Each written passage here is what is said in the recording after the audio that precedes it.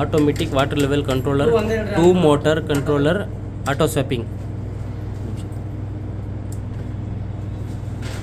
ಈ ಸ್ವಿಚ್ಚು ಸೆಂಟ್ರಲ್ಲಿ ಇದ್ದರೆ ಏನಾಗುತ್ತೆ ನಿಮಗೆ, ಒಂದು ಸರಿ ಪಂಪ್ 1 ಮೋಟ್ರ್ ಆನ್ ಆಗುತ್ತೆ, ಅದು ಫುಲ್ಲಾಗಿ ಆಫ್ ಆದಮೇಲೆ ಪಂಪ್ 2 ಮೋಟ್ರ್ ಆನ್ ಆಗುತ್ತೆ. ನೆಕ್ಸ್ಟ್ ಪಂಪ್ 2 ಫುಲ್ಲಾಗಿ ಆಫ್ ಆದಮೇಲೆ ನೆಕ್ಸ್ಟ್ ಆನ್ ಆಗೋದು ಪಂಪ್ 1. 2 ಮೋಟ್ರು ಅದೊಂದು ಸರಿ ಆನ್ ಆಗುತ್ತೆ, ಅದೊಂದು ಸರಿ ಆನ್ ಆಗುತ್ತೆ, 1 ಬೈ 1 ಆನ್ ಆಗುತ್ತೆ ನಿಮಗೆ. 2 ಸ್ಟಾರ್ಟ್ರು 2 ಮೋಟ್ರು.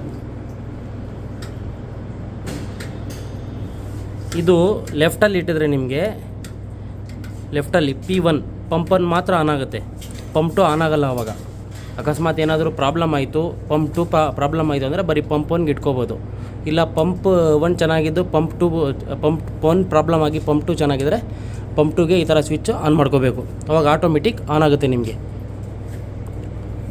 ಒಂದು ಮೋಟ್ರು ಸಾಕು ನಮಗೆ ಒಂದು ಸದ್ಯಕ್ಕೆ ಯೂಸ್ ಆಗಬೇಕು ಅಂದರೆ ಅದು ಆಪ್ಷನ್ ಇದೆ. 2 1 ಬೈ 1 ಆನ್ ಆಗಬೇಕಂದ್ರೆ ಅದು ಆಪ್ಷನ್ ಇದೆ. ಈ ಸ್ವಿಚ್ 2 ಆಟೋದಲ್ಲಿ ಇರಬೇಕು.